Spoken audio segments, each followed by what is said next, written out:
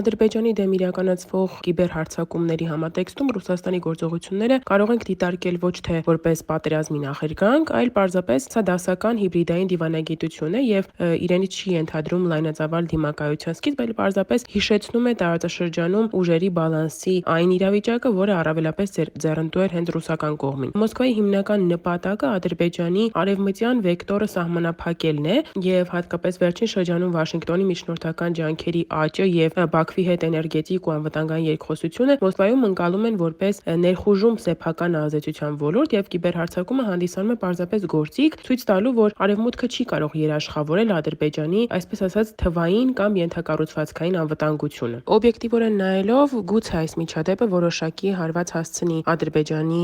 միջազգային իմիջին, սակայն դա քիչ հավանական է, որ կդառնա շրջադարձային կամ այսպես ասած ճակատագրական Ադրբեջանի համար։ Միջազգային հարաբերություններում, հատկապես վերջին տասնամյակներում էներգետիկ անվտանգություն եւ աշխարհաքաղաքական որոշումները եւ դիրքավորումները հաճախ ավելի բարձր են դասվում, քան մարդու իրավունքների հետ կապված իրավիճակները, այդ թվում սկանդալները։ Մենք կարող ենք այս միջադեպից սկսած մինչև Արցախում հայերի տեղահանությունը, բլոկադան եւ մարդկանց ծովի մատնելու պրոցեսները դիտարկել հենց այս համատեքստում։ Ադրբեջանը Եվրոպայի համար գազային այլընտրանք է, ԱՄՆ-ի համար կարևոր հանգույց է տարածաշրջանում, ուստի Վաշինգտոնը կարող է պարզապես մտահոգվել այս մասին եւ ոչինչ ավելի չիրականացնել։ Հիշում ենք, որ 2017 թվականին երբ Էրդողանի թիկնազորի դեպքում սկզբնական աղմուկը բավականին մեծ եղավ, քրեական գործեր հարուցվեցին նաեւ, սակայն ժամանակի ընթացքում կրքերը հանդարտվեցին եւ դա չխանգարեց հետագա բարձր մակարդակի հանդիպումներին եւս։ Առհասարակ, եթե խոսում ենք ադրբեջանական դատական իշխանության մասին, ապա այնտեղ շատ վաղուց արդեն օրինաչափ է հենց ազգային դատարանը որպես քաղաքական գործիք օգտագործելը։ Իրականում,